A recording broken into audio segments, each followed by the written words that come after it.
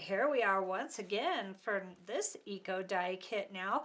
I'm a huge fan of gray. I just love gray. I haven't always loved it as much as I do, but I love gray now. So the colors I used on this kit are this charcoal gray and the pearl gray, and I used about 10% of this charcoal gray color to a full glass of water, and I kept them separate and just put them on the kit, spread them together, but mixed them separate. And this one's pretty dark, so you don't need much of this to really get dark color. And then the pearl gray, I used about 15% of this. It's a much lighter color. I wanted to keep it light, so I did not use very much of it. And I'm going to go ahead and call this kit Gray Forest Grunge. So another one that I did this whole batch of 5 kits, and I rushed through it, and I got okay results. Not the best results I've ever had, but still some cool results, usable paper for sure. So let's start over here. These are the color sheets that I sandwich. I've been sandwiching my kits with. This is 9x6 watercolor, Canson watercolor paper, and I just whack it in half. 9x12 is the size, so yeah, I just cut these in half and then I sandwich the whole kit in between if this is the first time you've watched. And then all the inner sheets are mixed media pages from the brand Master's Touch that I get at Hobby Lobby.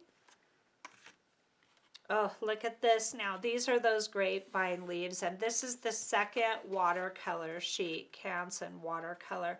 These ones had a lot of yellow in them, which I found really fun because I did some gold and gray kits with yellow dye, and those came out really beautiful. And I omitted the yellow in this kit, and I got a lot of it anyway due to the leaves. So a really fun little happy surprises there. And then all the veining and detail is just phenomenal on that one. And then here, of course, is the great fun little grunge sheet. Can do a lot with it. I'm excited to do some collage art with my eco dyes coming up for the winter because I'm done making kits now.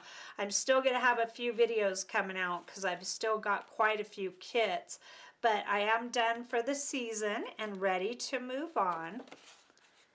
So that one ended up real faded and pale. Okay, another giant grapevine leaf. I love these leaves. And then another, here's the back side of one. They have less detail on the back and a little tree sprig. Some of these are really faded, and I think that they could use some watercolor work or some kind of staining. So once I get the originals scanned, then I'll be free to play with these and alter them a little bit. Here's another grapevine. A lot of yellow came out in here without any yellow dye, so I'm really happy about that. Here's a feather I threw into this kit, and look at all the great dark, deep forest yellows, and then the brighter yellows that you get out of the aspen leaves. And then this silhouette is the back side. So they're like every other species where you get a different print for each side of the leaf. Really, really, I just think that is so fun. Some baby's breath and flowers. My flowers are a gamble. Sometimes they're great, sometimes they're terrible. It just is a total gamble with flowers. Here's this beautiful grapevine leaf, and then a little tree sprig and some baby's breath. Kind of a faded kit. Here's the mirror image of that feather sheet here in the aspens. There you go. So you get your mirror image. Let me put it this way. You definitely get your mirror image. And it's always different, of course. So you guys that watch this channel know that's old news. Okay, these flowers came out pretty fun. This one, the petals got all bent in. Sometimes I like that, sometimes not so much.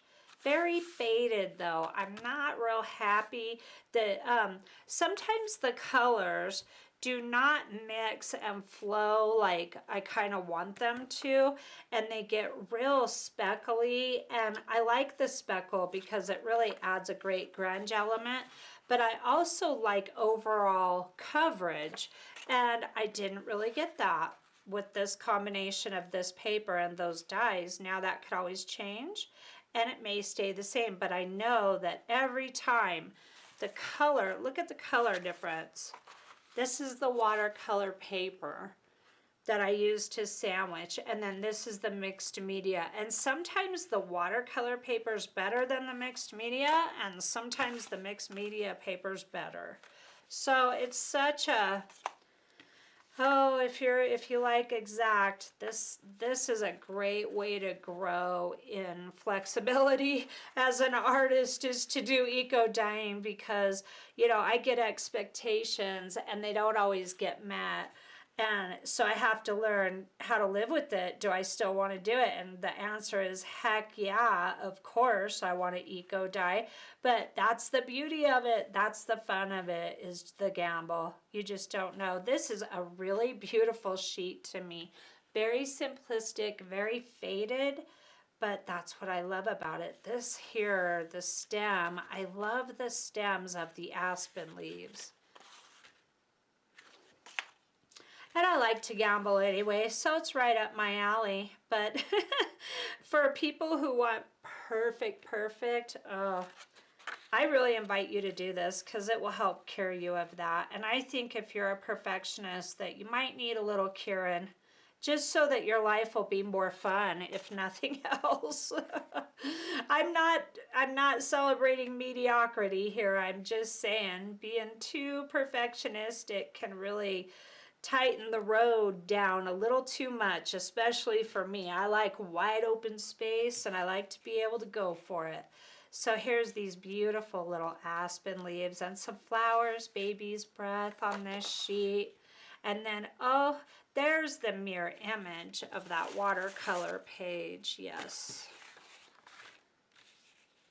There it is. So look at the difference in color. Here's these leaves here, and just really fun. Both color combos are really fun, but what a difference in the paper. It's quite amazing to me that you can have such wildly different results from the paper you use. So experiment. I will say this, printer paper and anything that's thin like printer paper is very difficult to use, like onion skin. I would try it if I were you. I did it in my sprayed stack hacks. I did a real vintage luminescent printer paper, and I think it's onion skin. It's definitely similar, if not onion skin. But the problem with printer paper and onion skin is that it's really thin, and you will get holes, and it doesn't iron perfectly. And then I do great with the mixed media. I will get tears sometimes, very rarely. The more three-dimensional stuff you use, like flowers, the more chance you have at tearing. So the mixed media paper is good. And then the watercolor paper is great for the ends. So that is pretty much it for this kit, and this is Gray Forest Grunge, and I hope you give this a shot. RIT dye is pretty much readily available, and if you can't get access to it, use whatever you can.